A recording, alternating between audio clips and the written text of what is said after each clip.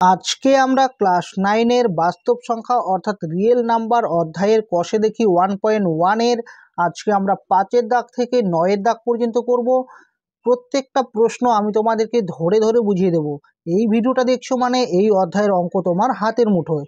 হ্যাঁ, তুমি ঠিকই শুনেছো। তো চলো কথা বাড়াচ্ছি না, শুরু করছি।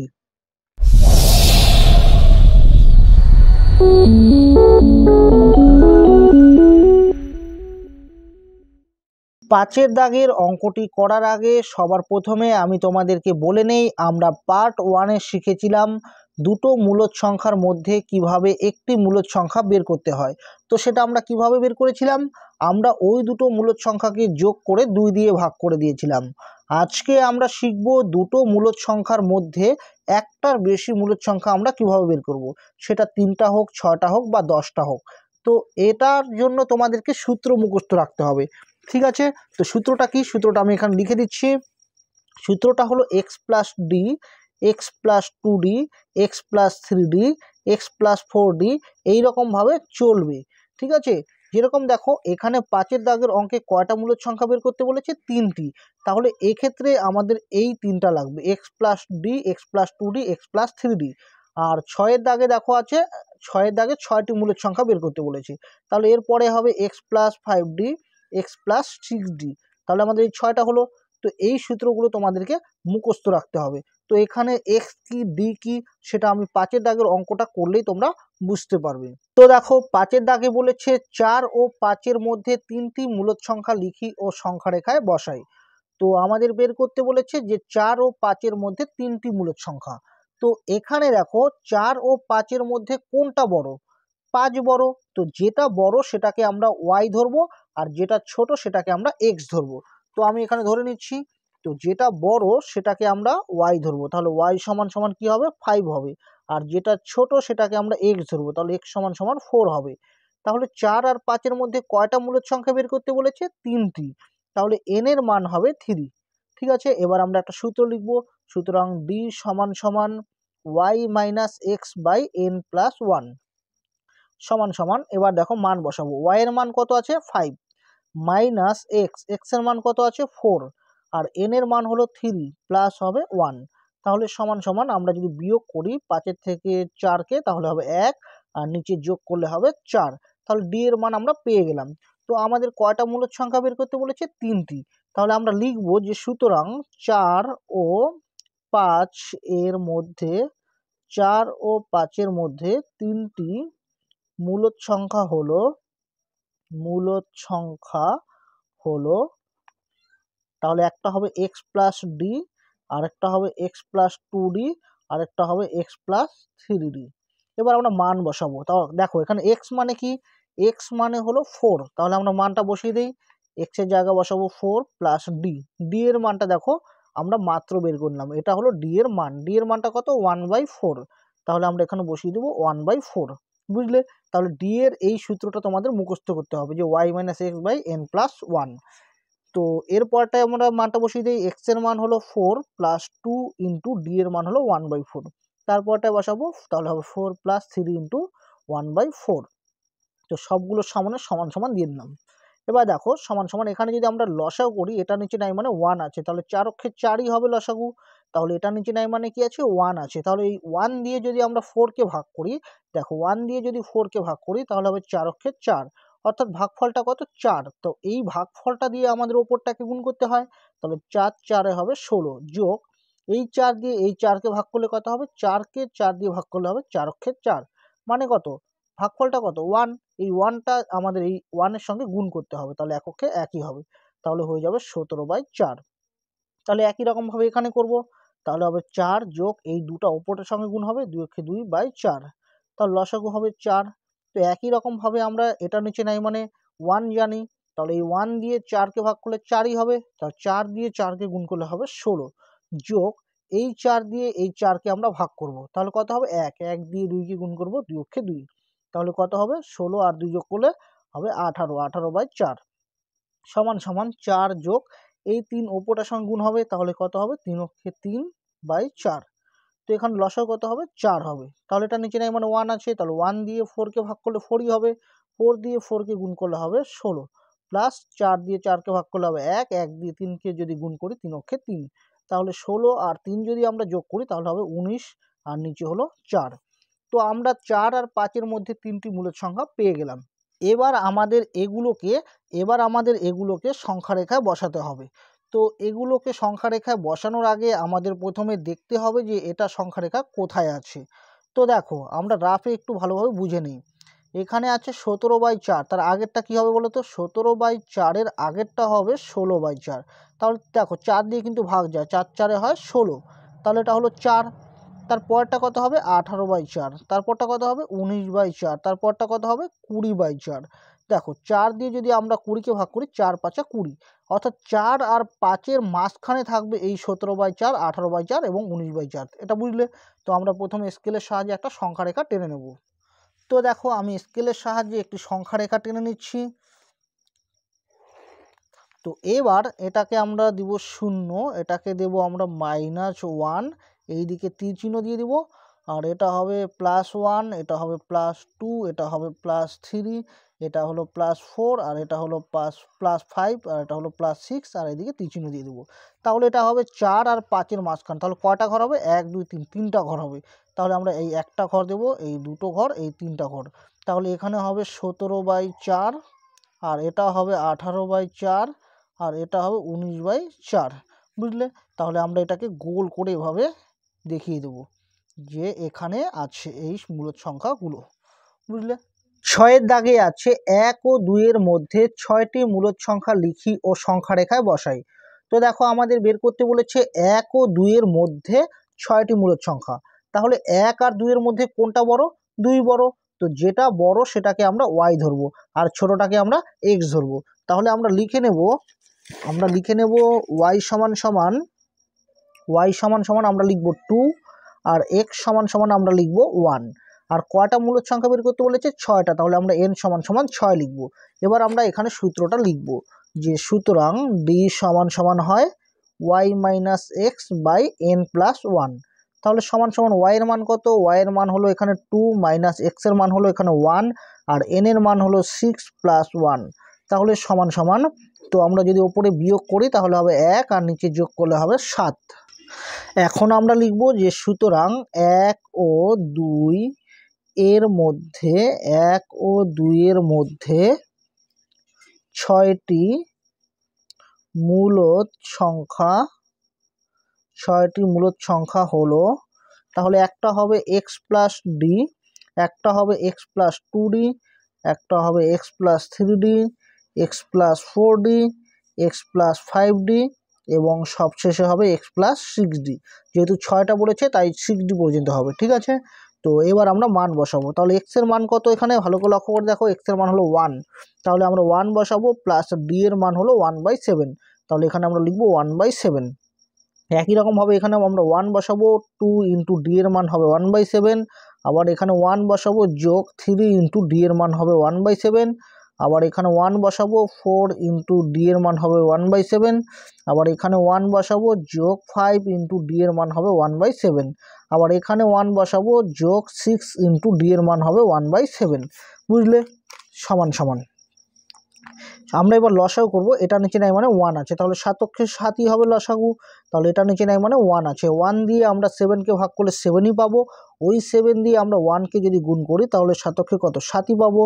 যোগ 7 দিয়ে 7কে ভাগ করলে পাবো আমরা 1, 1 দিয়ে 1কে গুণ করলে 1 পাবো। তাহলে এখানে হবে 8, আর নিচে হবে 7। এখানে কত হবে? 1 প্লাস এই 2টা উপরটার সঙ্গে গুণ হবে, তাহলে 2/7 সমান যদি আমরা লসাগু করি তাহলে পাবো 7। তাহলে এটা নিচে নাই মানে 1 আছে, তাহলে 1 দিয়ে 7কে ভাগ করলে 7ই পাবো। এই 7 দিয়ে আমরা যদি 1কে গুণ করি তাহলে 7 অক্ষে 7 পাবো। যোগ 7 দিয়ে 7কে ভাগ করলে হয় 1, 1 দিয়ে 2কে গুণ করলে 2 অক্ষে 2। তাহলে এখানে হবে 9/7। এখানে দেখো সমান 1 প্লাস 3টা ওপরটার সঙ্গে গুণ হবে, তাহলে হবে 3/7 সমান এখানে লসাগু হবে 7। তাহলে এটা নিচে নাই মানে 1 আছে, 1 দিয়ে 7কে ভাগ করলে 7ই হবে। 7 দিয়ে যদি আমরা 1কে গুণ করি 7 অক্ষে 7 হবে। 7 দিয়ে 7কে ভাগ করলে হবে 1, 1 দিয়ে 3কে গুণ করলে হবে 3। তাহলে এখানে হবে 10/7। আর এখানে কত হবে? এখানে হবে 1 প্লাস এই 4টা উপরটার সঙ্গে গুণ হবে, 4/7 হবে। তাহলে সমান এখানে হবে লসাগু হবে 7, তাহলে এটা নিচে নাই মানে 1 আছে, 1 দিয়ে 7কে ভাগ করলে 7 হবে, সেই 7 দিয়ে যদি আমরা 1কে গুণ করি 7 অক্ষে 7 হবে, যোগ এই 7 দিয়ে এই 7কে ভাগ করলে হবে 1, 1 দিয়ে 4কে গুণ করলে হবে 4, তাহলে সমান সমান হবে 11/7। এরপর দেখো এখানে আছে 1 প্লাস 5টা উপরটার সঙ্গে গুণ হবে, তাহলে 5/7 হবে, সমান সমান লসাগু হবে 7। তাহলে এটা নিচে নাই মানে 1 আছে, 1 দিয়ে 7কে ভাগ করলে 7ই হবে, এই 7 দিয়ে 1কে গুণ করলে 7 অক্ষে 7 হবে, যোগ এই 7 দিয়ে এই 7কে ভাগ করলে হবে 1, 1 দিয়ে 5কে গুণ করলে হবে 5, তাহলে সমান সমান হবে 12/7। একই রকমভাবে আমরা সবার শেষেরটা বার করব, তাহলে সমান সমান হবে 1 যোগ 6 অক্ষে 6/7 হবে, তাহলে লসাগু হবে এখানে 7। তো আমি এখানে স্কেল দিয়ে এগুলোকে আলাদা করে দিই, তাহলে বুঝতে পারবো, মানে বুঝতে সুবিধা হবে যে কোনটা কোন পার্টে আছে। তো এটাও আলাদা করে দিচ্ছি, ঠিক আছে, প্রত্যেকটা আমি এভাবে আলাদা করে দিচ্ছি। তারপরে এটাকেও আলাদা করে দিচ্ছি, এটাকেও আলাদা করে দিচ্ছি, ঠিক আছে, তাহলে বুঝতে সুবিধা হবে। তাহলে দেখো এখানে লসাগু হলো 7, এটা নিচে নাই মানে 1 আছে, তাহলে 1 দিয়ে 7কে ভাগ করলে 7ই হবে, 7 দিয়ে যদি আমরা 1কে গুণ করি 7 অক্ষে 7 হবে, যোগ এই 7 দিয়ে এই 7কে ভাগ করলে হবে 1, 1 দিয়ে যদি 6কে গুণ করি 6 অক্ষে 6ই হবে, তাহলে হবে 13/7। তাহলে এই যে সংখ্যাগুলো পেলাম, এই সবগুলো সংখ্যাকে আমাদের সংখ্যা রেখায় এবার বসাতে হবে। তো আমাদের সবার প্রথমে জানতে হবে যে এই সংখ্যাগুলো সংখ্যা রেখার কোথায় আছে। দেখো 8/7 আছে, এর আগেরটা কি বলো তো, 8/7-এর আগেরটা হলো 7/7, তাই তো, 7/7 যদি আমি কেটে দিই তাহলে কত হবে, 1 হবে। তারপর দেখো কত হবে, 9/7, তারপর হবে 10/7, তারপর হবে 11/7, তারপর হবে 12/7, তারপর হবে 13/7, তারপর হবে 14/7। 14/7 মানে কি, 7 দুগুণে 14, তাহলে 2 আছে এটা, আর এটা আছে 1, তাহলে 1 আর 2 এর মাঝখানে আমাদের 1, 2, 3, 4, 5, 6টা ঘর হবে, বুঝলে।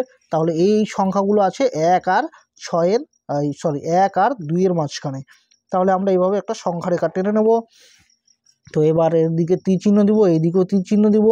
তো আমি এটাকে 0 দিচ্ছি, 0, এটাকে দিচ্ছি -1, তাহলে এটা 0, এটা হবে 1, তাহলে 1 আর কার মাঝখানে হবে, 2 এর মাঝখানে, তাহলে এটা হলো 2, 2, এটা হলো 3, তাহলে 1 আর 2 এর মাঝখানে কয়টা ঘর হবে, 1, 2, 3, 4, 5, 6টা ঘর হবে। তাহলে দেখো একটা ঘর, দুটো ঘর, 3টা ঘর, 4টা, 5টা, এই হলো 6টা। তাহলে দেখো এটা কত আছে, 8/7, এটা হলো 8/7, তারপর হলো 9/7, তারপর হলো 10/7, তারপর হলো 11/7, তারপর 12/7, তারপর হলো 13/7, আর লাস্ট হলো 14/7 মানে কত, 2, বুঝলে। তাহলে দেখো আমরা সংখ্যা রেখায় দেখিয়ে দিলাম যে এগুলো 1 আর 2 এর মাঝখানে আছে। তো এভাবে আমরা মার্ক করে দেব। 7-এর দাগে আছে 1/5 ও 1/4-এর মধ্যে 3টি মূলদ সংখ্যা লিখি। তো দেখো আমাদের বের করতে বলেছে 1/5 ও 1/4-এর মধ্যে 3টি মূলদ সংখ্যা। তো আমাদেরকে সবার প্রথমে বুঝতে হবে যে এই দুটোর মধ্যে বড় কোনটা। তোমরা অনেকেই বলবে যে 1/5 বড়, আবার অনেকেই বলবে যে 1/4 বড়। তো কোনটা বড় সেটা আমরা কিভাবে বুঝবো, প্রথমে আমরা রাফে এটা করে নেব। তাহলে কি কি আছে, 1/5 আছে আর একটা আছে 1/4। তো আমরা এই ভগ্নাংশ দুটোর হরগুলোর লসাগু করব। তাহলে 5 আর 4-এর তো মানে এমন কোনো সংখ্যা নেই যে এই দুটোকে ভাগ যায়, তাই তো, যখন ভাগ যাবে না তখন ওই সংখ্যা দুটোর গুণফলটাই হবে লসাগু। তাহলে 1/5 এই ভগ্নাংশটাকে আমরা 20 দিয়ে গুণ করব, মানে এই লসাগুটা দিয়ে গুণ করব। একই রকমভাবে 1/4 এই ভগ্নাংশটাকে 20 দিয়ে গুণ করব। তাহলে 5 দিয়ে যদি কাটি 4 5 20, তাহলে গুণ করলে হবে 4 অক্ষে 4। একই রকমভাবে 4 দিয়ে যদি কাটি 4 5 20, তাহলে গুণ করলে হবে 5 অক্ষে 5। তাহলে দেখো 1/5 ভগ্নাংশ মানে হলো 4, আর 1/4 ভগ্নাংশ এর মানটা কত হলো 5। তাহলে এই দুটোর মধ্যে কোনটা বড়, 5 বড়। তার মানে 1/4 মানটা বড় আর 1/5 মানটা ছোট। তাহলে আমরা লিখে নেব যে y সমান সমান হবে 1/4, কারণ এটা বড়, আর x সমান সমান হবে 1/5। আর কয়টা মূলদ সংখ্যা বের করতে বলেছে, 3টা, তাহলে n সমান সমান হবে 3। তাহলে আমরা লিখে নেব যে সুতরাং d সমান সমান y minus X by n plus 1। তাহলে সমান সমান y এর মান কত, y এর মান হলো 1/4 মাইনাস এক্স, এক্স এর মান কত 1/5, আর n প্লাস 1, n এর মান কত 3 প্লাস 1 হবে, সমান সমান দেখো এখানে যোগ করলে নিচে 4 হবে, আর এখানে আমাদের 4 আর 5-এর লসাগু করতে হবে। তাহলে 4 আর 5-এর লসাগু আমরা জানি 20 হয়, তাহলে 4 দিয়ে 20-কে ভাগ করলে হবে 5, 5 দিয়ে 1-কে গুণ করলে হবে 5 অক্ষে 5, বিয়োগ এই 5 দিয়ে 20কে ভাগ করলে হবে 4, 4 দিয়ে যদি আমরা 1কে গুণ করি তাহলে 4 অক্ষে 4 হবে। তাহলে সমান সমান ওপরে হলো 5-এর থেকে 4কে বিয়োগ করলে হবে 1 আর নিচে হলো 20 আর এখানে হবে 4 সমান সমান। এবার ওপরটা যা আছে আমরা তাই লিখব, আর এই যে বাইটা, এই হেড বাইটা, এই বাই মানে ভাগ, এই ভাগটা গুণ চিহ্ন তখনই হবে যখন এটার নিচে যা থাকবে, এই সংখ্যাটার নিচে যা থাকবে, তো এখানে নাই মানে 1 আছে, এই 1টা উপরে যাবে আর 4টা নিচে আসবে, বুঝলে? সমান সমান এবার আমরা ওপরে ওপরে গুণ করব, নিচে নিচে গুণ করব। তাহলে ওপরে ওপরে এককে 1 আর নিচে গুণ করলে হবে 80। তাহলে আমরা লিখব যে সুতরাং 1/4 ও 1/5 এর মধ্যে 3টি মূলদ সংখ্যা হলো। তো আমরা সূত্রটা এবার লিখব, একটা হলো x+d, একটা হলো x+2d, আর একটা হবে x+3d, যেহেতু 3টি। এবার আমরা মানগুলো বসাবো, আর এখানে তোমরা 1/5টাকে আগে লেখো, বইয়ে 1/5 আছে, তারপর 1/4 আছে, ঠিক আছে? 1/5 ও 1/4 এর মধ্যে 3টি মূলদ সংখ্যা হলো, তাহলে এটা হলো সূত্র। তাহলে x এর মান কত আছে ভালো করে দেখো, x এর মান আছে 1/5। তাহলে আমরা x এর জায়গায় বসাবো 1/5 যোগ d, d এর মান কত আছে, d এর মানটা হলো 1/ কত আছে 80, তাহলে আমরা 1/80 বসাবো। সমান সমান এটা আগে করে নেই, 5 আর 80 লসাগু 80 হবে, তোমরা করে দেখবে লসাগু 80 হবে। 5 দিয়ে 80কে ভাগ করলে হয় 5 ষোলো 80, 16 দিয়ে আমরা 1কে গুণ করলে 16কে 16 হবে, যোগ 80 দিয়ে 80কে ভাগ করলে হবে 1, 1 দিয়ে 1কে গুণ করলে হবে এককে 1। তাহলে আমরা যদি যোগ করে দিই তাহলে হবে 17/80, ঠিক আছে? একই রকমভাবে x এর জায়গায় বসাবো আমরা 1/5 যোগ 2 ইন্টু d এর মান হবে 1/80 সমান সমান 1/5 যোগ এই 2টা ওপরটার সঙ্গে গুণ হবে, তাহলে 2 অক্ষে 2 হবে আর নিচে হবে 80 সমান সমান আমরা যদি লসাগু করি তাহলে 80 হবে। তাহলে 5 দিয়ে যদি 80কে ভাগ করি তাহলে হবে 5 ষোলো 80 মানে 16 হবে, 16 দিয়ে 1কে গুণ করলে হবে 16কে 16 যোগ 80 দিয়ে 80কে ভাগ করলে হবে 1, 1 দিয়ে 2কে গুণ করলে হবে 2 অক্ষে 2, তাহলে এখানে হবে 16 আর 2 যোগ করলে হবে 18/80। আর এখানে কত হবে, এখানে হবে 1/5 যোগ 3 ইন্টু এখানে হবে 1/80, তাহলে সমান সমান তো কত হবে 1/5 যোগ এই 3টা ওপরটা সংগুণ হবে, নিচে হবে 80 সমান সমান যদি লসাগুনেই হবে 80, 5 দিয়ে 80কে ভাগ করলে হবে 16, 16 দিয়ে 1কে গুণ করলে হবে 16কে 16 যোগ 80 দিয়ে 80কে ভাগ করলে হবে 1, 1 দিয়ে 3কে গুণ করলে হবে 3, তাহলে 16 আর 3 যদি আমি যোগ করি, 16 আর 3 যোগ করলে হবে 19/80। তো এই পর্যন্ত হবে, কারণ আমাদের সংখ্যা রেখায় বসাতে বলেনি, তাহলে আমরা এই পর্যন্তই রাখবো। 8-এর দাগে আছে বক্তব্যটি সত্য হলে টি ও মিথ্যা হলে এফ পাশে বসাই। তো দেখো এখানে দুটো বক্তব্য দেওয়া আছে, তো এই বক্তব্যগুলো যদি সত্য হয় তাহলে পাশে আমরা টি বসাবো, আর যদি মিথ্যা হয় তাহলে পাশে আমরা এফ বসাবো। প্রমাণ সংখ্যা 1-এ আছে দুটি পূর্ণ সংখ্যা যোগ বিয়োগ ও গুণ করে পূর্ণ সংখ্যা পাই। তো সবার প্রথমে জেনে নেই পূর্ণ সংখ্যা কি। এটা তোমাদেরকে তো আমি পার্ট 1-এ বলে দিয়েছিলাম, তবু আমি আরেকবার বলছি পূর্ণ সংখ্যাটা কি। দেখো পূর্ণ সংখ্যা হলো আমরা শূন্য থেকে আমরা ডান দিকে যত দূর পর্যন্ত যাব এবং যে সংখ্যাগুলো পাবো শূন্য থেকে ডান দিকে সব সংখ্যাকেই আমরা বলবো পূর্ণ সংখ্যা। সেটা 3, 4, 5, 6, 100, 200, 300, 400 মানে আমরা যা পাবো ডান দিকে যত দূর পর্যন্ত যাব এবং সব সংখ্যাই হবে পূর্ণ সংখ্যা। এবং শূন্য থেকে আমরা বাম দিকে যত দূর যাব এবং যে সংখ্যাগুলো গণনা করে পাবো সব কিছুই হবে পূর্ণ সংখ্যা। সেটা -1000 হোক, -2000 হোক, -3000 হোক, মানে যা পাবো আমরা সব হবে পূর্ণ সংখ্যা, ঠিক আছে? তো এখানে বলেছে যে দুটি পূর্ণ সংখ্যা যোগ বিয়োগ এবং গুণ করে পূর্ণ সংখ্যায় পাই। দেখো এখান থেকে আমাদের মন খুশি যে কোনো দুটো পূর্ণ সংখ্যা আমাদের প্রথমে ধরে নিতে হবে। তো আমি ধরে নিলাম 4 আর 5, এই দুটো পূর্ণ সংখ্যা আমি ধরে নিচ্ছি। তাহলে দেখো দুটি পূর্ণ সংখ্যা আমরা তাহলে কি ধরে নিলাম, একটা ধরে নিলাম 4 আর একটা ধরে নিলাম 5। তাহলে এই দুটি পূর্ণ সংখ্যা যদি আমরা যোগ করি, 4 আর 5 যোগ করি, তাহলে কত হবে বলো তো 9। তো 9 তো পূর্ণ সংখ্যা, তাই না? এবার যদি বিয়োগ করি, কথার কথা 4 থেকে যদি আমরা 5কে বিয়োগ করি তাহলে প্লাস মাইনাসে মাইনাস, 5-এর থেকে 4 গেলে হবে 1 আর চিহ্ন থাকবে বড় সংখ্যার সামনটা, তার মানে -1। তাহলে -1ও তো পূর্ণ সংখ্যা। তাহলে তোমাদেরকে তো বললামই যে শূন্য ডান দিকে আমরা যা পাবো 1, 2, 3, 4 যা পাবো সব হবে পূর্ণ সংখ্যা। আবার -1, -2, -3 এগুলো সব হবে পূর্ণ সংখ্যা, তাহলে -1ও তো পূর্ণ সংখ্যা। এবার বলেছে গুণ, তাহলে গুণ করি 4 আর 5 যদি গুণ করি 4 5 হবে 20, তাহলে 20ও তো পূর্ণ সংখ্যা, তাই না? তাহলে আমরা বলবো দুটি পূর্ণ সংখ্যার যোগ বিয়োগ ও গুণ করে আমরা পূর্ণ সংখ্যা পাই। তাহলে এটার আমরা অ্যান্সারটা লিখবো, পুরো লাইনটা লিখে তোমরা পাশে লিখবে যে টি, মানে এটা সত্য। ঠিক আছে। 2-এর দাগে আছে দুটি পূর্ণ সংখ্যা ভাগ করে সর্বদাই পূর্ণ সংখ্যা পাই। ধরে নাও, আবার ধরে নাও যে দুটো পূর্ণ সংখ্যা আমরা ধরে নিলাম যে 4 আর 16 ধরে নিলাম। কি ধরে নিলাম? 4 আর 16। তাহলে এবার যদি আমি ভাগ করি, 16কে যদি আমরা 4 দিয়ে ভাগ করি তাহলে কত হবে? 4 4 16। তাহলে কি পেলাম? ভাগ করে 4 পেলাম। তো 4 তো পূর্ণ সংখ্যা, তাই না? তাহলে আমরা একবার ভাগ করে 4 পেলাম। এবার যদি আমরা এই 4/16 লিখি, মানে এই 16 দিয়ে যদি আমরা 4কে ভাগ করি তাহলে কি পাবো? দেখো, 4 অক্ষে 4, 4 4 16। তাহলে কি পাচ্ছি? 1/4 পাচ্ছি। তাহলে 1/4টা কি? 1/4টা হলো মূলদ সংখ্যা বা ভগ্নাংশ। দেখো, শূন্য থেকে আমরা যত ডান দিকে যাব, যত দূর যাই না কেন, আমরা কিন্তু পূর্ণ সংখ্যাই পাবো, কোনো ভগ্নাংশ পাবো না, এরকম লব বাই হর আকারে পাবো না।